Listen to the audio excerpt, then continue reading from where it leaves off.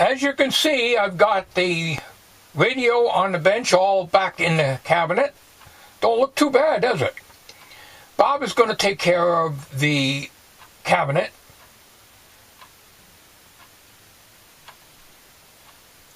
Good Sunday morning. How are you doing? Well, the radio don't look too bad. And I've spoken to Bob on the phone again, and he says he's not going to use it all that much. He just wants to play him occasionally. He's aware of the long wire antenna, and I did put a long wire antenna on this, and I got a couple of stations here. A little squealing and stuff like that when you're tuning it in. I didn't do the fine adjustments. I had some suggestions on that. But I didn't go ahead and do all that, but I did tweak up the two screws on the side of the tuning capacitor to get the maximum out of there, but I didn't put my signal generator in. It was suggested by some of my viewers. But anyways, Bob is going to be happy the way it is. It is working, and he's going to, like I say, put up a longer antenna, and it'll work quite well. I just want to make mention, so we can close the subject on this radio, is there is no floating, and I'm going to repeat again, there is no floating B minus. The B minus is the chassis, and the one side of the line, the neutral side, is going directly to the chassis. There is no ground lug on here. So in effect, if you were to ground this, you're really grounding your neutral, which returns to ground anyways back in the service panel. So to split hairs, I don't think it would really make that much difference. But there is a polarized plug on this, so it's not going to be a hot chassis. And it is grounded by way of the neutral side, as I said. So that works. It should work quite well for him. What I'm going to do now is I'll just turn it on for you. The 6E5 tube is very, very dark. Bob knows that. If he wants to put another one in, he can. I don't have one. But he's not too concerned about it. He's not concerned about the dial light. You can actually see the dial quite good on here. And it's got like a nice plastic, clear plastic. It's really a nice shape. Bezel. Well, let me put this on for you, and I'll let you hear it for yourself. I may have to turn the lights off. There's noise here or something. I'm gonna plug it in for you. Hang on. In shape, but I have two places just in recent years where it started to. That is like a hum there. Slab sections, but it's not the electrolytics, because I got the volume all the way down. You don't hear a hum on that. A very, very faint hum in the speaker.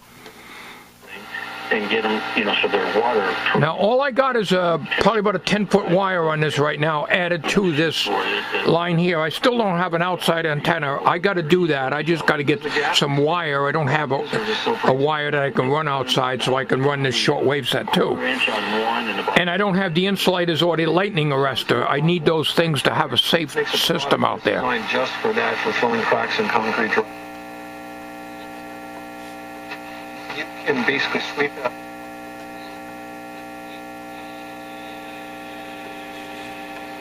It only picks up. It's not really very sensitive. Freezing and lift the slab.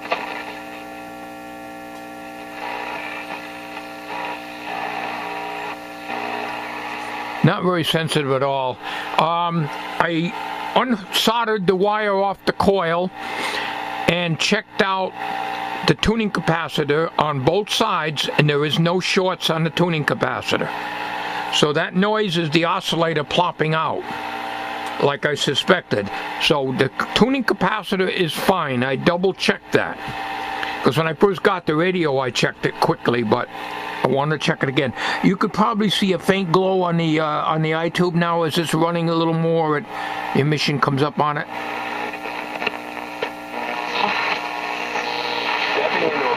Or might not be the best way to start your day, but it might not mean your water heater needs I'm Leslie Segretti on WCBS News Radio 880 with today's WCBS out of New York. There's a gurgle in there. There's like a hum in there, but it's... Now, I can't eliminate everything here. I mean, my computer's on in the house, but I'm 50 feet away, but I'm plugged in to the, you know, the house circuit and everything. So, I mean, you're going to pick up all that stuff. And I was told that these radios are more sensitive to noise than the super heterodyne. So, where Bob lives, he lives out in the country, but he's several hundred feet away from power lines, he told me, the high tension lines, so he may have a problem with reception. I don't know. MoneyPit.com.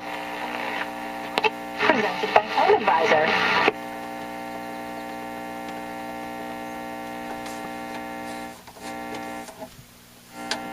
Well, I have no idea why there's a hum in there, but I think it's the nature of the beast. I mean, that's the best I can do with it. I've never worked on a tuned RF, and I'll be the first to tell you that. You know, I'm learning on a lot of these things as I go along, and you know. So Bob is happy with it. I let him hear it on the phone. I tuned it in, and he heard it playing. I think he'd probably be okay with this. And granted, it probably will need a little more tweaking, but you only have the two adjustments on the side. Okay, I want to end this video on this radio now, and I want to bring up a quick check on the capacitor meter. I just got to watching Doug Morslack's video on his FM transmitter, and he bought the same fluke imitation meter that I bought, and I'm pretty happy with the one I've got. You know, none of these things for the price are going to be all that accurate. If you want real accuracy on capacitor, you can't beat these. You just put the capacitor right across here, and you can get your reading on it down to, I don't recall now, 10 picofarads. All right, but let me pull the 2 meters I've got out here and just show you a comparison reading on capacity. Hang on. All right, I've got both meters here. Now I'm using the Kodak ZE1, so I may not get as close, but I think it's within the range. I got here a 0.033. Okay, so we're gonna try that first, and this is the first Chinese meter that I got, the Hold Peak model DM6013L right here, and we got to get this turned on here. Let's see, 2. All right, I got to experiment now to find out what range I need to be on.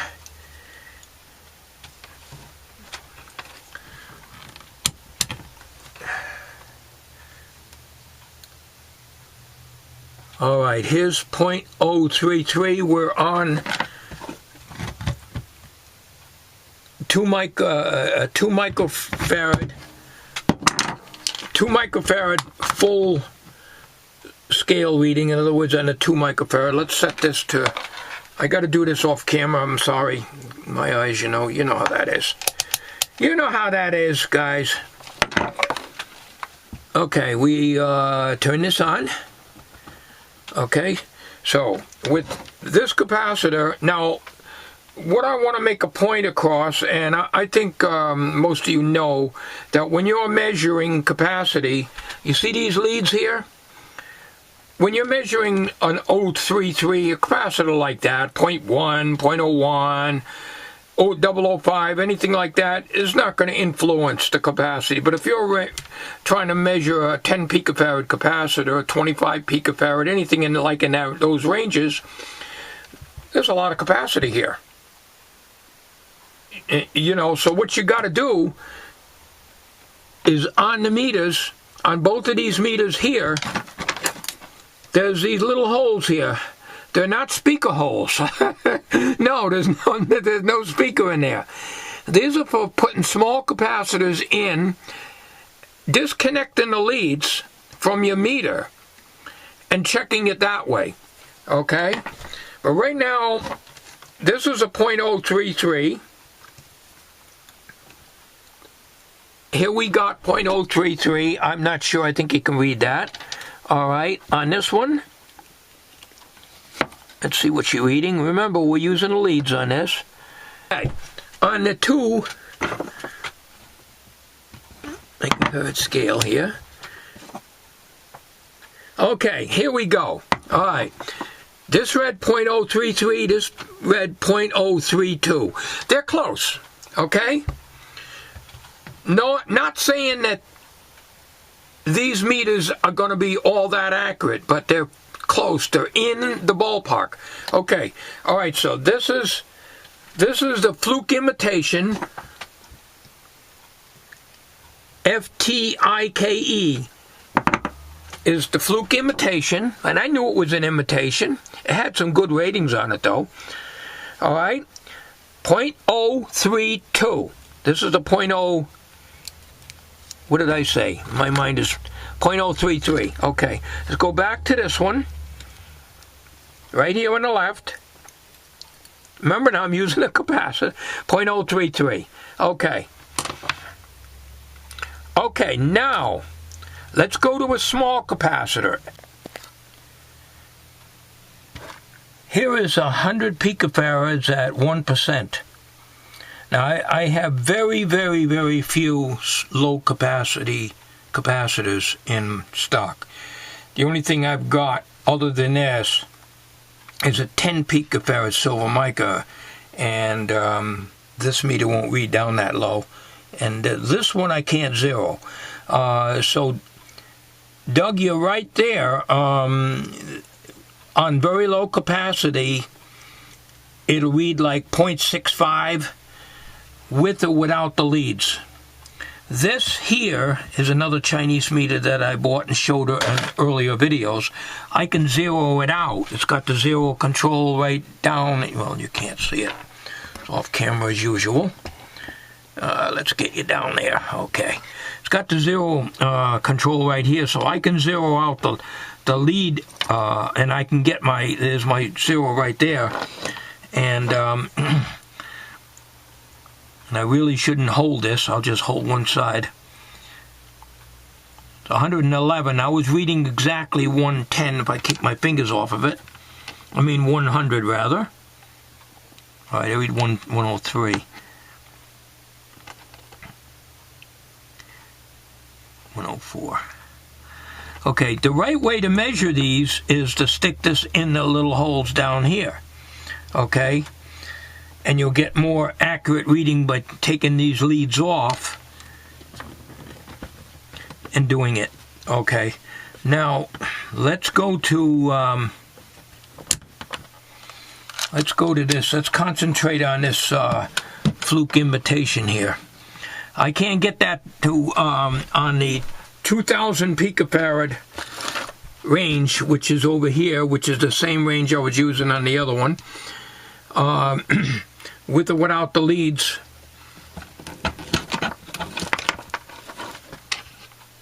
I can't zero it. There is no zero feature on this meter. Now, whether there is inside or not, I don't know, but I bought this for inductance because I've got the other meter for capacity.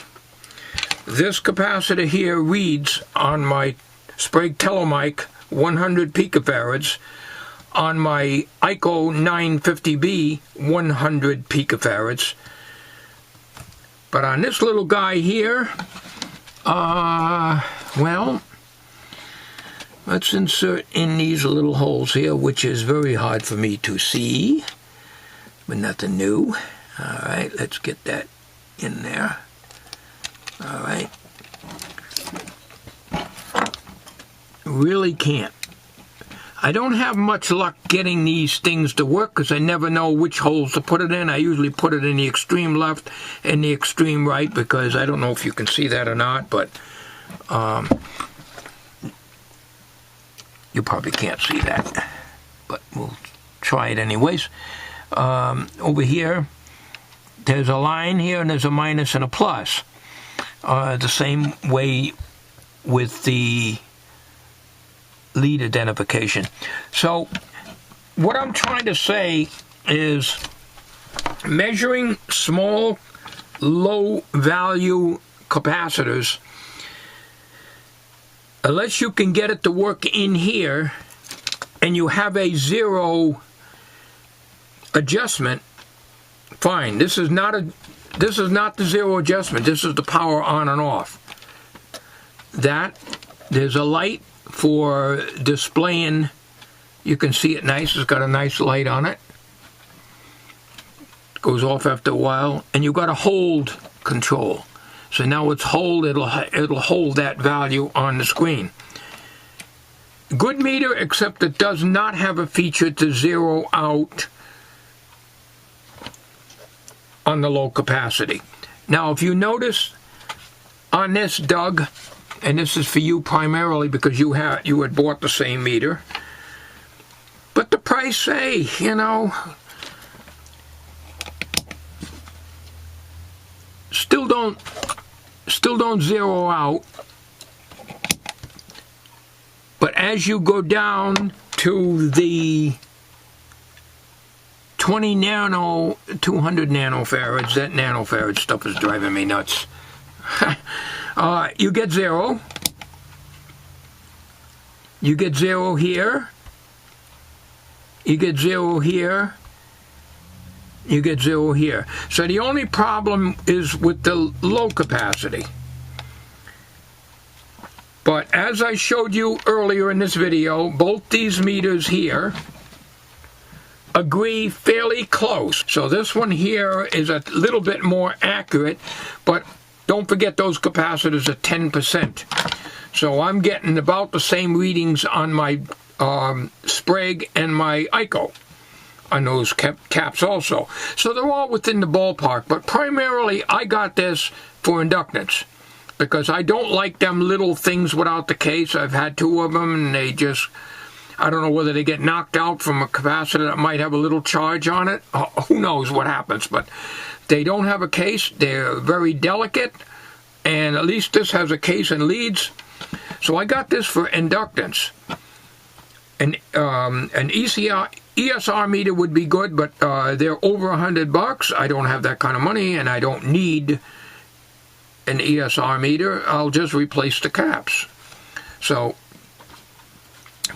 as you can see, yours is probably the same way, Doug. It will not zero out because there is no zero mode on it.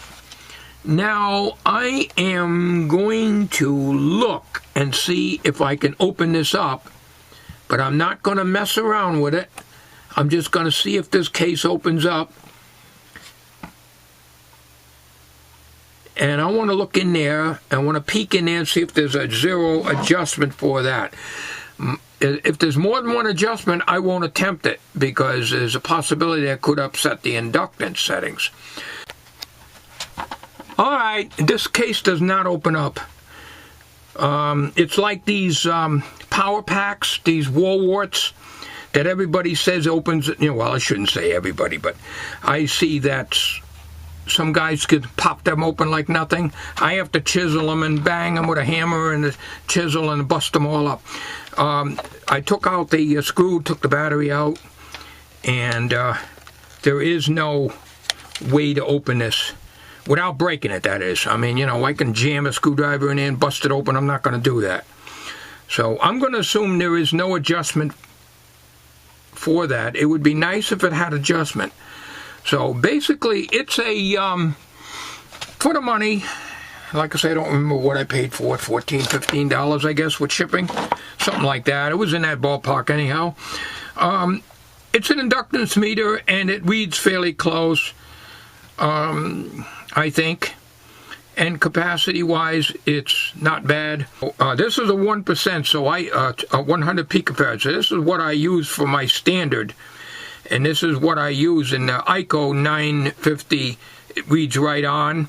And the Sprague Telemic T05 reads right on with this. So they're pretty close. So anyways, Doug, I wished I could give you more information on that. Little help on it. Perhaps I can understand what you're saying. You're trying to work with the low capacity stuff. They're influenced. I don't have a good way of putting my words sometimes. They're influenced with capacity. These leads have a lot of capacity, as you well know, I'm sure. And when you're testing, the best thing to do is take the leads off. Now, in this particular meter, it didn't matter whether I put the leads on or not. I was still getting 0.65 on here. So it didn't matter whether the leads were plugged in here or not. So it's almost like this wasn't influenced at all. And when I put the capacitor on these leads when they're plugged in here, it didn't change the reading here at all. So the answer is, if you can ever get this thing to work, and who knows, maybe you don't. You know, I think a lot of these meters, I think they just throw them together, you know, and the average guy that works on this stuff probably says, hey, I'm reading such and such a capacity on it. You may not be.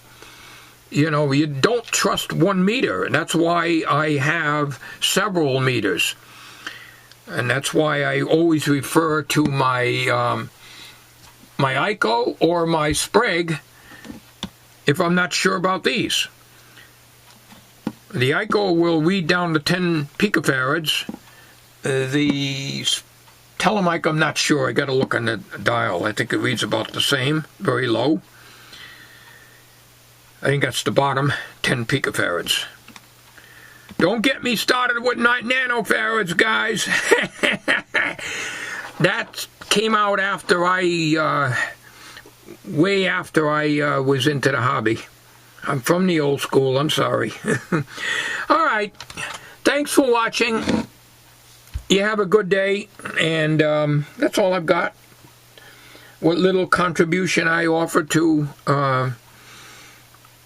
this hobby. I try my best. Take care, everybody. You have a good weekend.